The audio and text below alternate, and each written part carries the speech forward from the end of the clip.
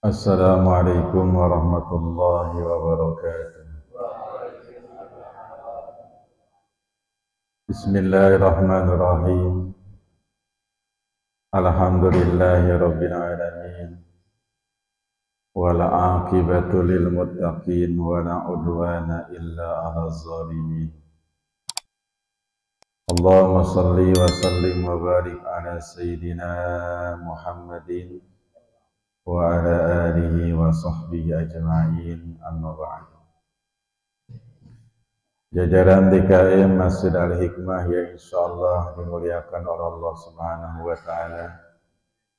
Para asatidz, para guru, para orang tua, nafaat haji wa hajjah.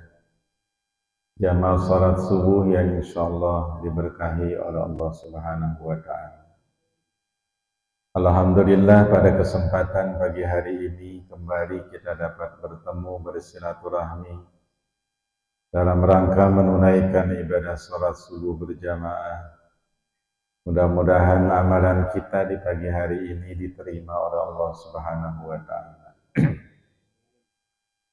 Salawat beserta salam mudah-mudahan senantiasa Allah sampaikan kepada Nabi akhir zaman, Rasul pilihan Nabi kita Muhammad sallallahu alaihi wasallam, dan atas keluarganya, sahabatnya, serta mudah-mudahan kita sebagai umatnya mendapatkan syafaatnya kelak nanti di yaumil qiyamah. Jamaah yang dimuliakan oleh Allah Subhanahu wa taala, melanjutkan kajian kita masih surat Al-Balad ayat yang ke-10 dan selanjutnya. Bismillahirrahmanirrahim. Wa hadainahun najdain. Falaqtahamal aqabah wa ma adraka mal aqabah. Di ayat sebelumnya Allah Subhanahu wa taala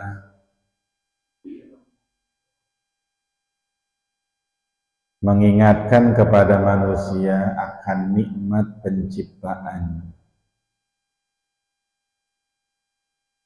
Namun manusia diberikan berbagai fasilitas hidup, diberikan panca indera oleh Allah, bukan malah mensyukuri nikmat Allah. Diberikan harta oleh Allah Subhanahu wa taala, tapi tidak digunakan pada jalan yang sesuai dengan kehendak Allah. Sementara yang namanya bersyukur adalah sorful abdi jami'a ma an'amallahu alaih. Yang namanya bersyukur adalah seorang hamba mengolah, menggunakan seluruh fasilitas nikmat yang Allah berikan kepadanya pada jalan apa yang diridhoi oleh Allah Subhanahu wa taala. Itulah makna bersyukur. Bahasa sederhananya adalah menggunakan nikmat sesuai dengan fungsinya. Maka Allah Subhanahu wa taala mengecam orang yang hanya menggunakan fasilitas dari Allah untuk maksiat kepada Allah. Sementara mata, lisan, Allah bilang ayatnya begini, alam naj'allahu ainain wa lisana wa safatain. Tidakkah aku jadikan baginya ainain dua mata, walisanan lidah, wasafatain dan dua bibir. Tiga anggota badan itu disebut oleh Allah Subhanahu wa taala mewakili seluruh panca indera yang ada, karena itu yang kelihatan jelas dan sering digunakan. Pertanyaan Allah adalah, tidakkah aku jadikan kalimat naj'al, asal kalimatnya ja'ala, itu berarti sedang mengungkapkan fungsi dan kegunaan ciptaan Allah. Artinya, mata yang Allah kasih kepada manusia, ya gunakanlah untuk yang bermanfaat. Lisan, bibir yang digunakan untuk kebaikan, itu berarti mensyukuri nikmat Allah. Nah, apa kaitannya? Kaitannya adalah bersyukur memang melakukan apa yang diperintahkan oleh Allah. Tapi lisan juga punya fungsi untuk bersyukur. Sehingga kata ulama, iza a'taqallahu syai'an falyahmidillah. Kalau Allah ngasih kamu sesuatu, maka bersyukurlah, mujilah kepada Allah. Jadi lisan berfungsi untuk memuji Allah karena Allah telah memberikan nikmat.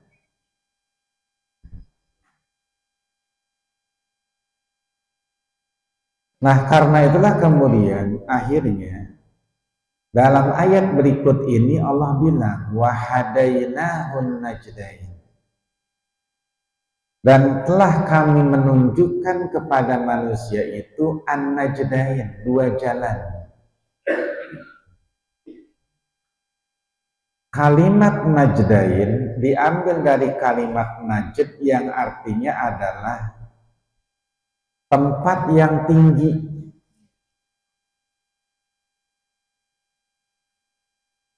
Kemudian kalimat hada itu kita sering menyebut dengan arti hidayah, menunjukkan, membimbing dengan bahasa yang lembut. Tapi ulama juga mengatakan bahwa kalimat hidayah itu juga bermakna jalan yang diterangi atau jalan penerang. Apa maksudnya? Allah itu sangat ingin sebagaimana Rasul agar manusia itu menempuh jalan yang benar. Walaupun jalan itu memang sulit, penuh tanjakan, ada rintangan, naik turun, nah itulah hakikat. Artinya, orang tidak menemukan hidayah kecuali setelah melakukan pencarian dan mengalami berbagai persoalan. Ibadah itu tidak mudah. Kenapa? Karena dia bertolak belakang dengan hawa nafsu. Tidak disebut ibadah kalau dia sesuai dengan hawa nafsu. Tadi pagi kita bangun tidur, ngelawan hawa nafsu kita. Tinggal kebiasaannya. Ya, kalau biasa bangun, ya sudah bangun dengan sendirinya. Allah Subhanahu wa Ta'ala memberikan hidayah kepada hamba lewat banyak cara. Tapi kan hidayah itu kagak ditunggu, dia harus dicari. Maka bahasanya kami, Allah bilang, dan kami tunjukkan. Berarti kalau Allah menggunakan kalimat kami, ya kita juga harus punya usaha untuk nyari. Nggak bisa kita mengatakan, Pak, ayo ke masjid. Saya belum dapat hidayah. Kapan hidayah mau datang? Dia memang harus dicari karena bahasanya kami. Kalau Allah menggunakan kami berarti Allah melibatkan kita. Dengan apa Allah melibatkan kita? Dengan akal pikiran. Kan kalau pikiran yang normal kan selalu cenderung untuk berbuat baik. Watak manusia itu memang selalu ingin berbuat baik.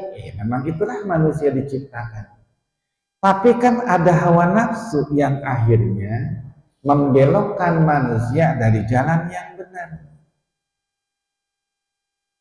Nah, oleh sebab itulah maka orang yang menempuh jalan hidayah itu bagaikan orang yang menanjak dan menempuh jalan yang susah. Ada aja godaannya, ada aja rintangannya, ada aja halangannya. Kadang sedang semangat, ada aja urusannya. Kadang mau melakukan kebaikan, ada aja rintangannya. Selalu begitu. Satu, karena hawa nafsu. Yang kedua, karena setan tidak ingin kita melakukan kebaikan. Artinya, kalau di dunia ini tidak ada hawa nafsu, tidak ada setan, ya mulus kita. Kayak malaikat, ya ibadah-ibadah, apa kemudian merasa berat? Enggak. Apa bosan? Enggak. Apa susah? Enggak. Dia kerjain begitu aja. Ada malaikat yang sujudnya dari mulai diciptakan sampai hari kiamat, sujud aja dia kerjaannya. Ada yang takbir aja dia dari mulai diciptakan sampai hari kiamat nanti. Kenapa? Karena layas anggun, dia tidak punya bosen. Kalau kita kan kebaikan mulu, ngaji mulu aja Pak, bosen lama-lama.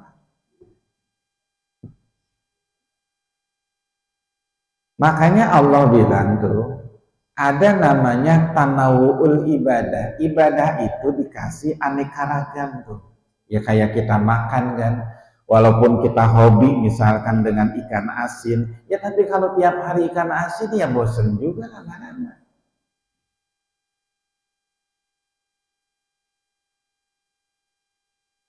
Pokoknya manusia itu memang punya sifat bosen. Al-malal namanya, bosen. Malaikat mah enggak. Dia mau ibadah sebanyak apapun emang nggak punya rasa bosen, ya terus aja, semangat terus. Kita kan gitu.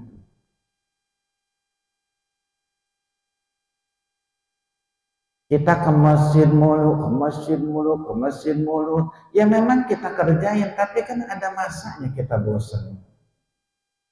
Males. Bini kita itu lagi, ketemu itu lagi.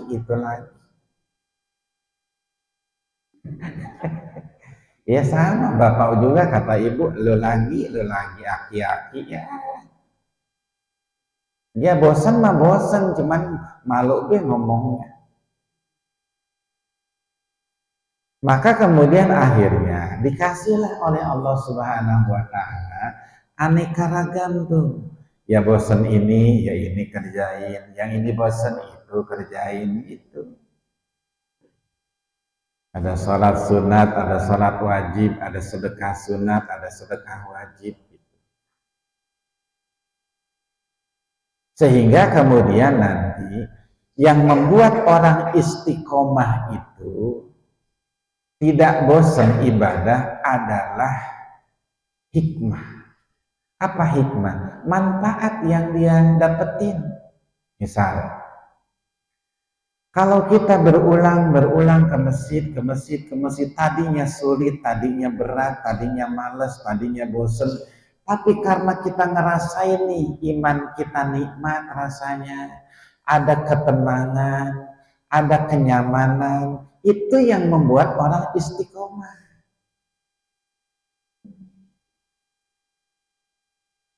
Nah, akhirnya rasa baliknya kepada rasa, bahwa iman itu adalah rasa. Kalau memang rasanya nyaman, rasanya enak, ya walaupun wajahnya jelek, ya tetap aja dipelihara. Orangnya sih kagak cakep, orangnya sih kagak ganteng, tapi kalau ngomong nyambung, nyaman, nah kadang-kadang kan begitu.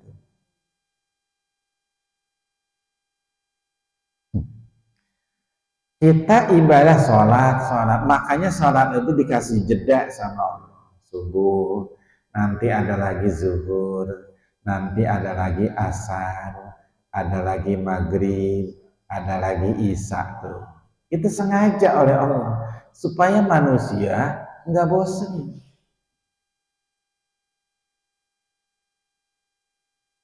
Jadi banyak faktor pendukung agar orang itu mendapatkan hidayah dari Allah.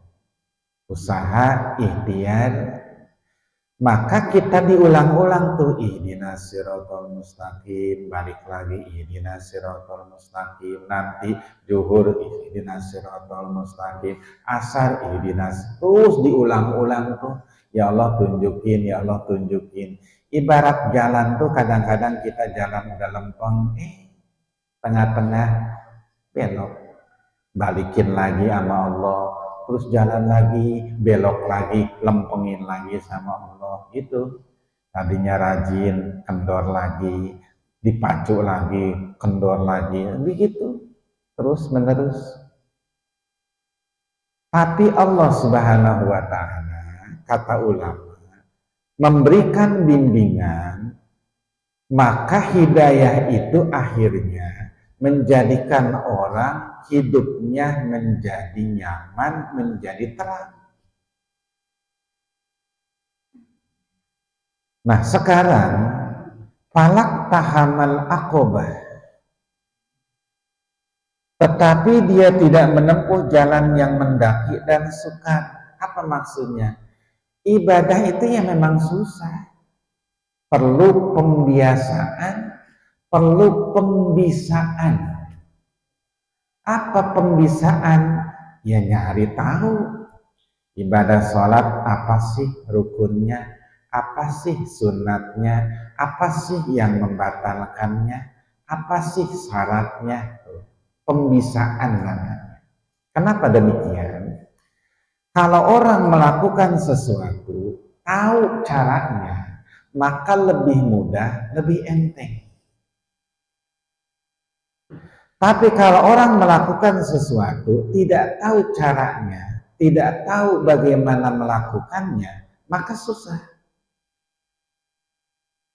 Maka kita disuruh nyari pembisaan. Apa itu? Ya nyari tahu. Naik gunung, Pak, menurut kita susah, sulit. Tapi bagi orang yang tahu caranya, gampang. Kesini, pegang yang ini, injak yang itu, tuh. Kita baru ngelihat aja udah puyeng para kita. Baru ngelihat nih, orang panjat tebing nih, panjat. Kita baru ngelihat aja puyeng, ya. Jangankan naik yang puluhan meter, naik yang 5 cm aja udah berat. Kesandung melulu. Tapi kalau tahu caranya, ternyata gampang bagi mereka yang tahu caranya. Pembisaan namanya. Setelah pembisaan, baru pembiasaan. Akhirnya sengaja tuh Allah biasakan tiap hari sholat ya, tiap hari itu pembiasaan. Karena biasa akhirnya menjadi rutinitas. Walaupun hati masih nentang. Tapi kerjain, oh ini wajib. Kesadaran akan wajibnya sebuah kewajiban itu menjadikan orang mau melakukannya walaupun tidak sepenuh hati. Kita Pak, Ibu, kalau kita lagi sholat, hati kita lagi full, enak. Bacaan kita perhatiin, gerakan kita perhatiin. Tapi kalau pikiran lagi kagak nyaman nih, ya sholat seadanya aja. Baca Fatihah kadang-kadang keliru tuh. Lagi ruku baca Fatihah. Kadang tasahud ditaruh lagi berdiri. Itu kalau lagi kacau pikiran begitu tuh. Lagi sujud, lagi pada baca kulhu segala. Karena kagak nyambung itu kata Allah, ya Allah. Ya saking nggak Allah Maha Penyayang. Kalau enggak pantat kita digebuk, tetap aja. Tapi walaupun demikian, tetap jalanin aja, walaupun hati kagak nyambung, walaupun rasa tidak enak, kerjain aja. Jadi makanya ibadah itu kagak boleh berhenti. Kenapa? Walaupun hati kita sedang tidak enak, tidak khusyuk, tidak nyaman, kerjain aja udah. Dalam rangka apa? Pembiasaan. Maka nanti kalau sudah biasa, akhirnya nemuin pasti satu titik nih. Kita dari mulai balik sampai hari ini, pasti kita pernah merasakan sholat itu nyambung. Walaupun mungkin jarang, tapi kita ngerasain. Ada, nggak mungkin enggak. Sejelek-jeleknya orang sholat, sejelek-jeleknya orang ibadah, pasti dalam satu saat dia pasti nemuin di masa di mana dia bisa merasakan nyaman, nyambung, khusyuk. Ya itu mah faktornya apa aja, apa karena ada masalah, apa karena ada nikmat yang datang gitu. Jadi salatnya tuh di sampingnya ada duit 10 juta, ya, ada tuh, ada. Pokoknya ini udah punya dia tuh. Begitu salat tuh,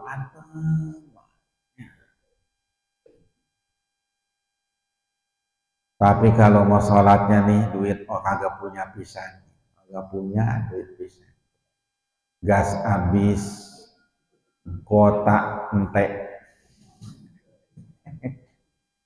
tuh utang jatuh tempo, itu kadang-kadang sholatnya ngeliang kepala. Takbir juga kagak, takbirnya ogah-ogahan.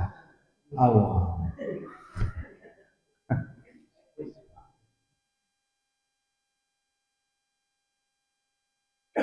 Padahal kan sholat itu buat nemuin jalan keluar dari persoalan gitu kan. Tapi kita sering tidak memanfaatkan. Kenapa? Karena kita memandang ibadah itu hanya sebagai penggugur kewajiban.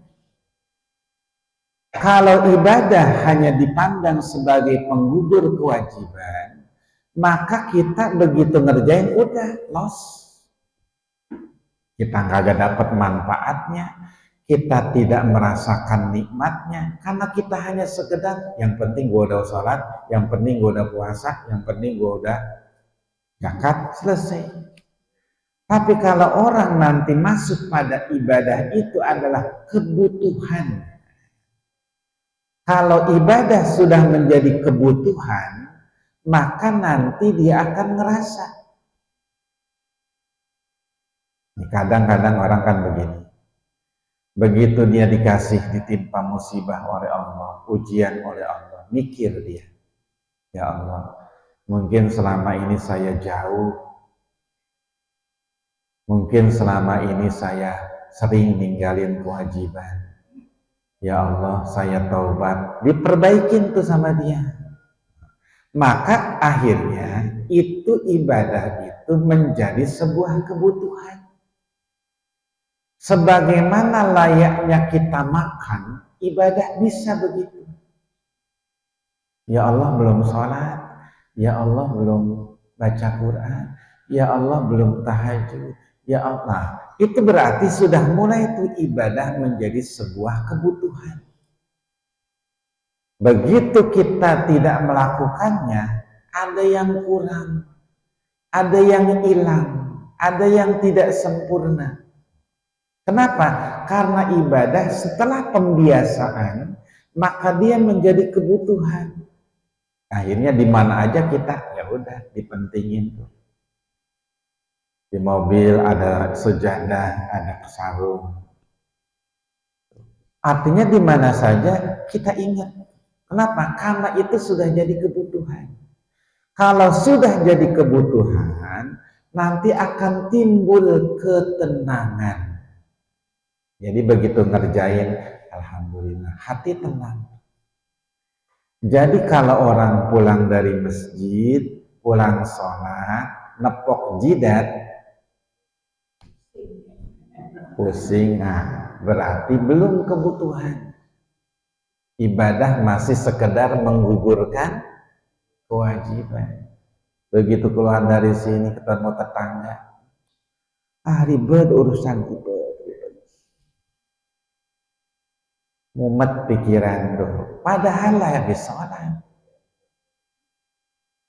Nah itu kan berarti menempatkan ma'bud, menempatkan Allah yang disembah hanya pada saat ibadah, bukan pada setiap waktu.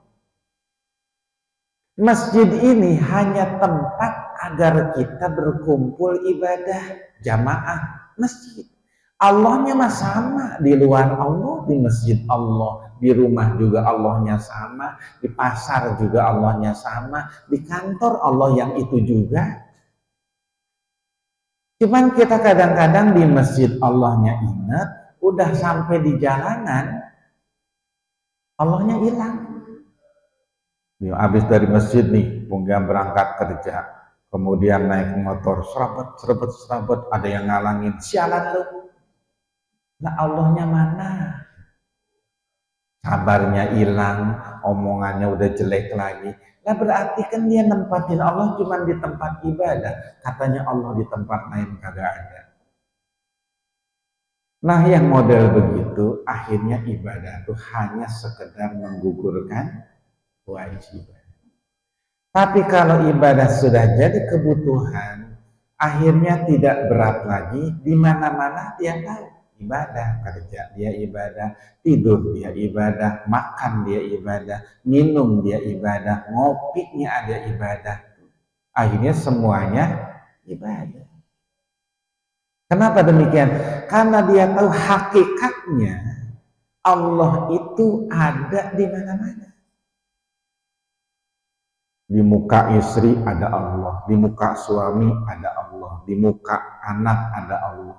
Begitu nanti itu menyaksikan Allah dalam setiap perkara. Nah itulah nanti yang membuat orang akhirnya nyaman, tenang, tentram. Dapat persoalan tidak kaget, ayo cari jalan keluarnya. Dapat masalah tidak panik, ayo cari nih solusinya apa. Gitu. Kenapa? Dia yakin yang ngasih masalah Allah, yang ngasih solusinya juga Allah juga. Yang ngasih ujian ya Allah, yang ngasih jalan keluar ya Allah juga. Jadi kita tuh kagak bisa lari dari situ. Nah, diantaranya adalah apa yang dimaksud dengan aqobah, tanjakan. Makin nanjak iman kita, maka ujiannya beda. Naik tingkat lagi, ujiannya beda lagi. Naik tingkat lagi, ujiannya beda lagi. Dari beban 5 kilo, naik 10 kilo, naik 15 kilo. Kenapa? Sesuai dengan keyakinan. Kata Nabi begini, al-mu'minul qawi ahabbu ilallah minal mu'minid do'ib. Mukmin yang kuat lebih Allah cintai daripada mukmin yang lemah. Apa lemah? Lemah keyakinan. Tibang ditiup sering goyang. Tapi mukmin yang kuat dikasih cobaan ini jalan, dikasih cobaan ini jalan terus aja. Kenapa? Karena memang sudah begitu harusnya. Makin naik tingkatannya, maka ujiannya akan berbeda. Lagi mulai rajin-rajinnya ke masjid, ada aja tetangga ngomongin. Dia mah kali ke masjid ada maunya. Kedengeran sama kuping kita, sialan. Akhirnya apa? Besok libur ke masjidnya. Baru diomongin begitu doang udah nyerah.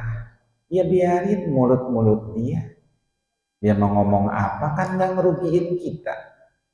Berarti kita tuh jadi orang populer, viral. Bapak anu viral karena ke masjid melulu. Ya nggak masalah, biarin aja. Daripada kita diomonginnya ngomong persoalan yang jelek, bapak itu nyolong, ibu itu nyolong, kan jelek. Tapi kalau diomongin ke masjid berarti kan bagus. Terus saja jalan. Kenapa? Ya memang itulah ujiannya. Tapi baru segitu udah nyerah, cetek imannya. Rasulullah Shallallahu Alaihi Wasallam kita tahu, begitu mau ke masjid subuh-subuh, orang Yahudi udah ngambil nih pai onta yang anget, emang baru keluar, dia masih baru, dilemparin Nabi dari atas rumahnya, nemplok di baju Nabi. Nabi cuman begini, pulang ganti baju, berangkat lagi. Besok apa Nabi milih jalan lain? Enggak, tetap jalan di situ. Jalan yang sama, lemparin lagi, pulang lagi ganti baju, terus aja.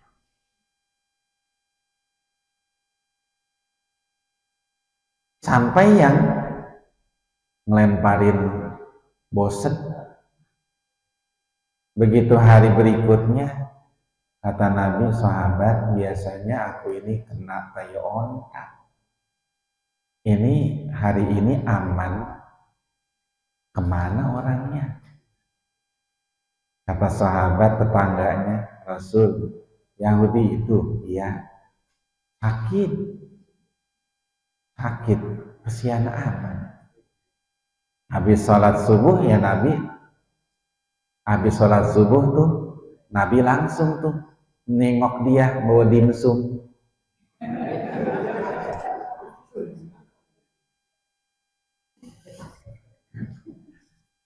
Nengok dia, Pak, kenapa? Ya Rasul, sakit saya. Orang yang pertama menjenguk dia, ya Nabi. Didoain mudah-mudahan sehat. Besok supaya bisa ngelempar tai onta lagi. Ya sehat. Malu kan dia. Orang yang dia jahatin, orang dia ganggu, justru orang yang pertama yang jenguk dia. Itu luar biasa istiqomahnya Nabi. Enggak geming, tidak berhenti, tidak surut dengan ujian model begitu. Justru yang nguji malah bosan. Lah model kita nih, model kita. Jangankan tai onta, sama batu kerikil aja ditimpa. Wah, bisa bawa golok. Berani lo sama gua. Tuh. Udah begitu aja, wah, emosinya keluar. Wah, udah segala macam. Nah, ini berarti ujiannya makin berat. Jangan kita harap besok nih makin enteng, enggak. Cuman ulama ngasih nih caranya supaya kita tidak dapat ujian-ujian yang lebih berat. Kalaupun dapat, dikasih oleh Allah caranya dan kesabarannya. Apa? Istighfar. Ayatnya begini, wa ma kana Allahu mu'azzibahum wa hum yastaghfirun. Allah itu tidak akan menurunkan ujian, bencana selama kalian beristighfar. Itu caranya. Kita nih kagak pengen susah nih besok, karena kita tahu kan iman makin meningkat, ujian makin beragam. Supaya itu tidak terjadi, ya istighfar. Biasain banyak, nggak butuh wudhu, nggak butuh tempat, di mana aja. Supaya apa? Hidup kita senang, hati tenang, ujian ringan. Nah, itu caranya.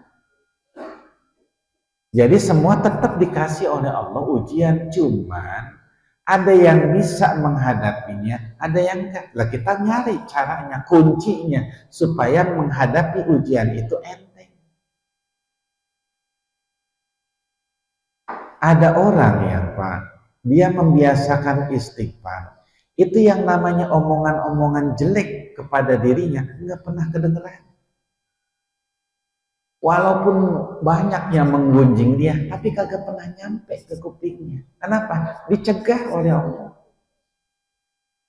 Itulah kemudian cari kuncinya supaya dapat tuh. Yang kedua, tenang ngadepinnya. Ya anggap aja itu ladang pahala. Disusahin sama anak. Anak bikin masalah. Itu kan cara Allah naikin derajat orang tua. Jangan dianggap anak itu jadi biang masalah, tapi itu cara Allah untuk naikin derajat orang tuanya. Gitu. Lah kalau orang tuanya sabar ngadepin yang lain, kadang kan kagak sabar ngadepin anak. Sama orang mah kita sabar diuji, begitu diuji sama anak malah kagak sabar. Kan terbalik. Jadi cara Allah, kalau ujian dari sana-sana kita bisa, nah ujian dari dalam keluarga kita sendiri. Anak kadang bikin masalah, pasangan hidup kita bikin masalah. Tuh. Ada mereka rukun nih, anak rukun, suami baik, istrinya juga baik, rezeki seret. Pada begini aja pagi-pagi.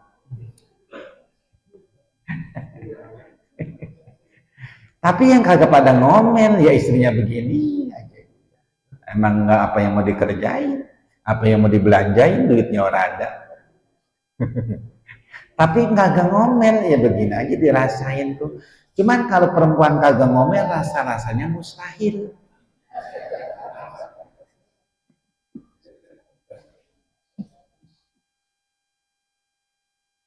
Tapi setidaknya ya ada ketenangan. Yang pertama adalah pakku rokobatin, melepaskan perbudakan atau hamba sahaya. Itu adalah ibadah. Tapi kan dulu, sekarang hamba sahayanya agak ada. Maka ulama mengatakan, kalaulah perbudakan itu sudah tidak ada, maka melepaskan perbudakan itu artinya adalah melepaskan beban dari dalam diri kita sendiri. Rokobah itu leher, Pak. Karena seringkali kalau zaman dulu tuh yang namanya budak nih diikat nih leher. Ya. Kan beban. Nah sekarang kalau kita, apa maknanya? Maknanya adalah melepaskan beban-beban yang bisa menjadikan perjalanan kita itu berat. Kepikiran ini, kepikiran itu, mikirin ini, mikirin. Kenapa? Karena kita terlalu banyak pikiran yang bukan pikiran kita. Iya, namanya mikirin. Tetangga dipikirin. Tuh, saudara yang makin kaya kita pikirin. Mobil orang kita pikirin. Tanah orang kita pikirin. Tuh. Akhirnya banyak bener pikiran kita jadi beban tuh. Sholat keingetan, lagi ngaji keingetan. Padahal bukan urusan kita. Ngapain ngurusin urusan orang lain. Itu beban namanya. Tapi kalau kita fokus pada diri sendiri, ya kebutuhan saya ini, pikiran udah selesai. Jadi enteng akhirnya. Itu pakku rokobatin. Yang kedua, au it'amun fi yaumin zi maskobah, atau memberi makan pada hari terjadi kelaparan. Apa maksudnya? Berbagi. Bukan hanya sekedar berbagi. Jadi berbagi itu ada syaratnya. Kalau kita membagi orang, ada syaratnya. Satu, jangan ditarik pemberian. Nggak boleh. kita tidak boleh menarik pemberian kita dari orang lain. Udah ngasih nih, ambil lagi. Nggak boleh, haram hukumnya. Itu kata Nabi, seperti anjing yang muntah dan ditarik lagi muntahnya. Begitu pemberian. Ya, kata kita nyebutnya borok sikut apa kata. Yang kedua adalah ikhlas. Ikhlas itu apa? Tidak menceritakan apa yang sudah kita bagi. Kemarin gua bagi. Boro-boro terima kasih. Ditengok aja enggak. Biarin aja, besok gua kagak bagi lagi. Membagi segitu aja ribet. Orang mau terima kasih atau kagak, ya tetap aja pahala tetap ada.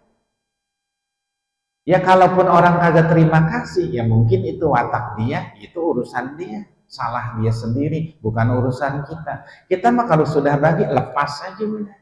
Dia mau terima kasih, mau kagak, urusan dia. Tetap pahala datang dari Allah. Yang ketiga, kalau memberi itu hendaklah yang baik, yang kita suka. Ini ngasih. Sisa. Pak atau Bu, ini mah bukan sisa, cuman kagak habis. Bukan sisa, cuman gak habis. Yang baik, kita udah kagak seneng, dibagi orang. Yang seneng mah habis sama kita. Nah tuh, bagi tetangga kita tuh yang itu. Yang ini mama seneng nih masih makan.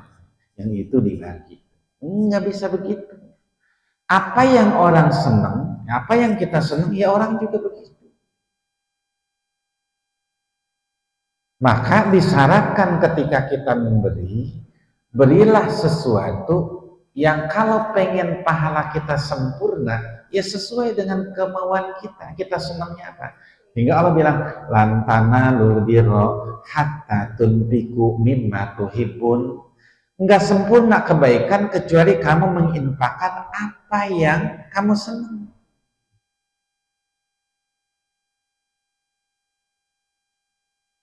Pada masa apa? Kelaparan. Artinya semakin orang butuh terhadap apa yang kita beri, nilainya akan semakin besar. Memang dia lagi butuh, kita kasih. Nilai. Dari mana? Tingkat daripada kebutuhan dan kesenangan. Kita nih lagi nggak punya banget nih, lagi kagak punya pisan. Habis tuh.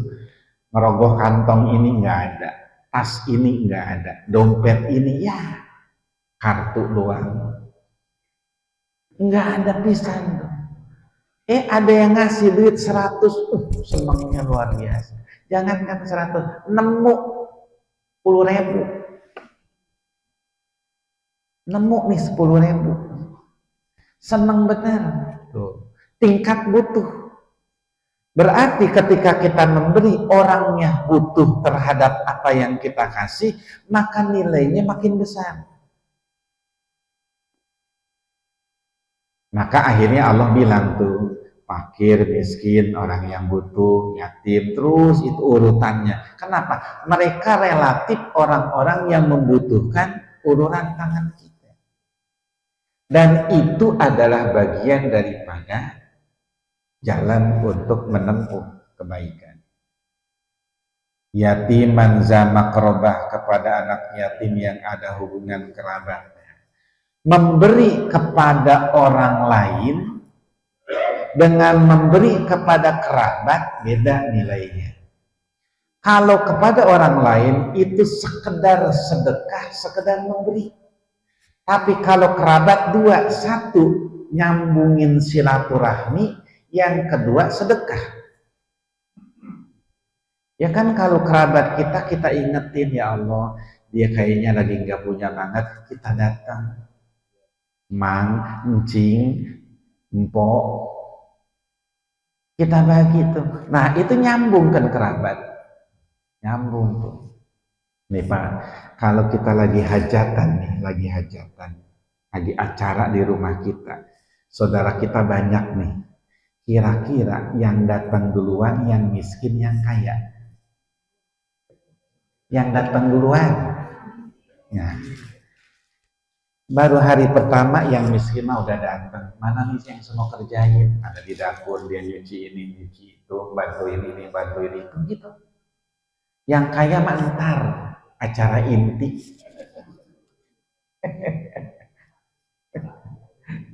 belakangan dia mah. Kalau di saya tuh di kampung tuh kalau hajatannya di rumah tuh, biasa hajatan di rumah tuh. Dulu nih yang motongin kayu, yang ngaduk dodol, itu orang yang miskin-miskin dulu. Yang kaya kapan? Entar, udah acara intinya baru pada nongol gitu.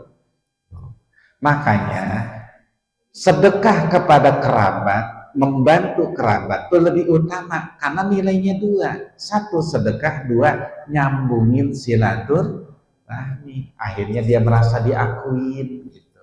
Kan kita kadang-kadang minder kalau ngadepin orang yang punya, walaupun itu saudara kita. Pak, nggak ke rumah itu, mamang itu. Enggak, apa malu nanti dikiranya mau minjem.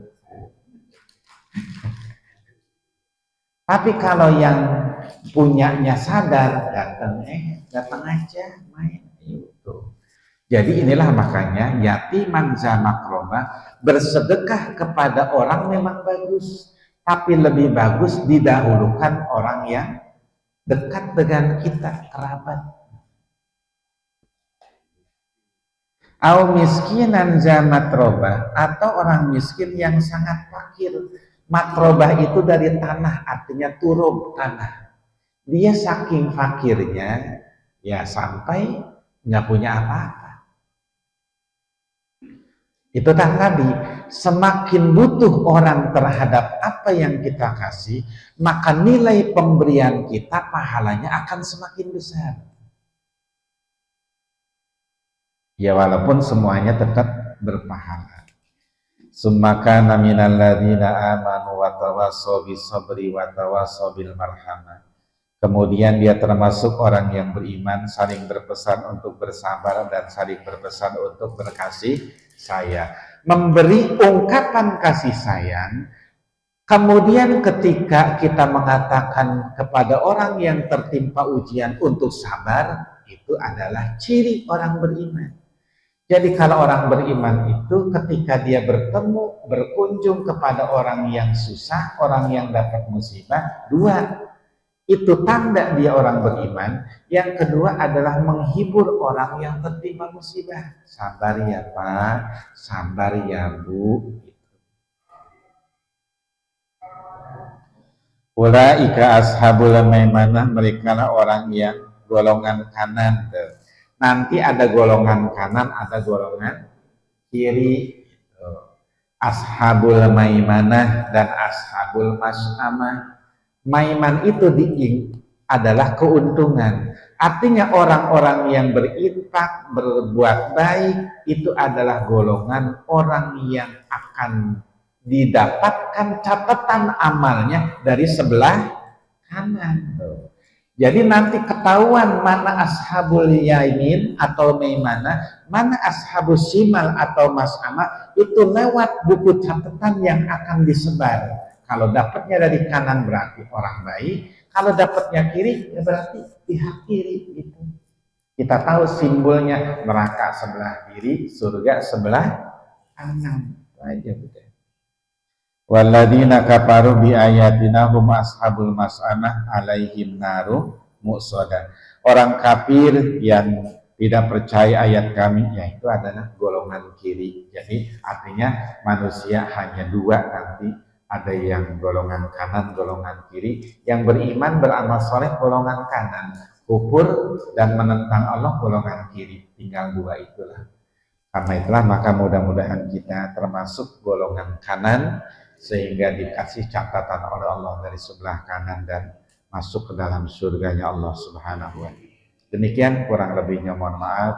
Subhanakallahumma wa bihamdika asyhadu an la ilaha illa anta astaghfiruka wa atubu ilaik. Al-Fatihah.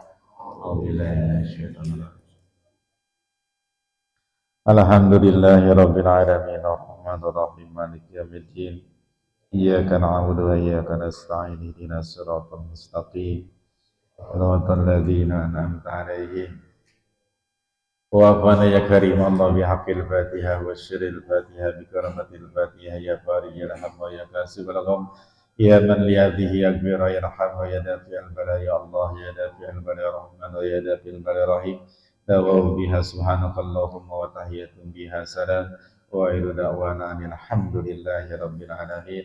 السلام عليكم ورحمة الله وبركاته.